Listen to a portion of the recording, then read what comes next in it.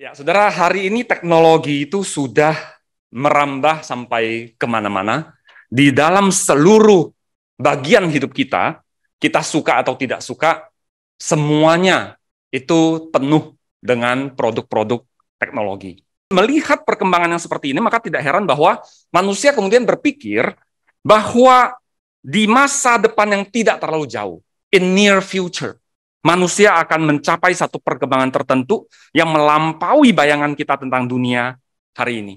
Tapi lebih dari sekedar perubahan lingkungan dan peradaban manusia, perubahan terbesar itu diperkirakan adalah perubahan di dalam diri manusia itu sendiri. Diperkirakan manusia akan kemudian mencapai satu tahap perubahan tertentu yang bukan hanya di eksternal, tapi juga di dalam dirinya, sehingga manusia bukan saja kemudian menjadi manusia yang lebih pintar, lebih cepat begitu, tapi juga dia tidak akan sakit atau menjadi tua, dia tidak aging, dan bahkan kemudian dalam tanda kutip bisa menjadi immortal. Tahun 1957 seorang filsuf Inggris bernama Julian Huxley, dia mengatakan, menggunakan istilah transhumanism ini untuk berbicara tentang improving the human condition through social and cultural change. Mengubah kondisi manusia melalui perubahan sosial dan cultural.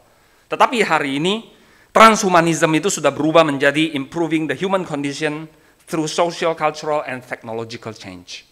Teknologi itu menjadi salah satu pendorong perubahan hidup manusia yang sangat pesat. Nah, bagaimana kita meresponi semua ini?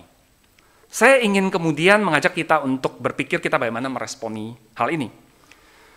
Saudara, ketika saya mencoba untuk berpikir dengan kata apa ya meresponi, kemudian saya memilih menggunakan sebuah kata yang juga sudah sangat dikenal dipakai oleh Niebuhr dalam Craft and Culture, yaitu transformatif.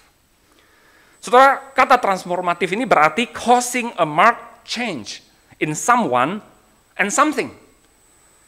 Ya, mengubahkan sesuatu, menyebabkan sebuah perubahan ya yang berarti begitu ya di dalam diri seseorang atau sesuatu. Nah, bukan saja hanya mentransformatif yang negatif saya rasa. Karena setiap hal itu perlu ditransformasi, bahkan termasuk yang positif, bukan?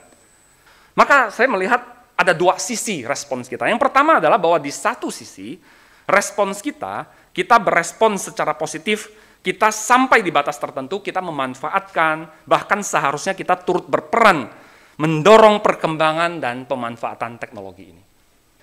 Ingat bahwa Christians are not Luddites, ya. Tapi di sisi lain, saudara, memang ada hal-hal yang perlu kita responi dengan hati-hati.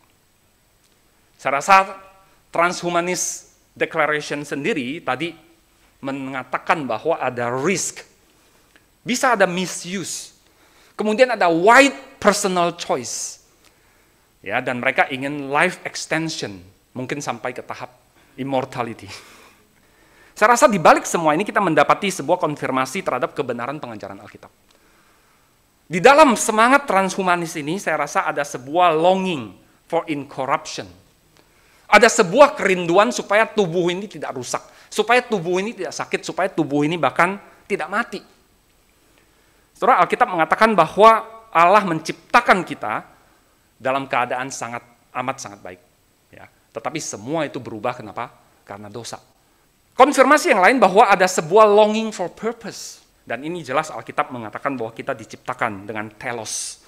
Dan kemudian a longing for immortality, kalau boleh saya katakan.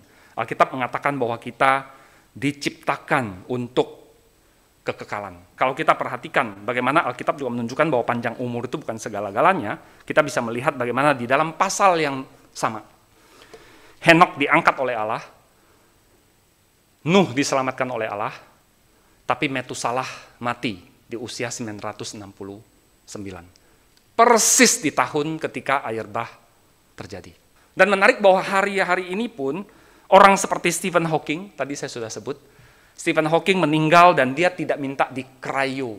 Saudara, Alkitab memang memberitahukan kita bahwa, ya sebagaimana dituangkan dalam Westminster Shorter Catechism, di sana dikatakan manusia, ya tujuan tertinggi dari manusia is to glorify and enjoy God forever.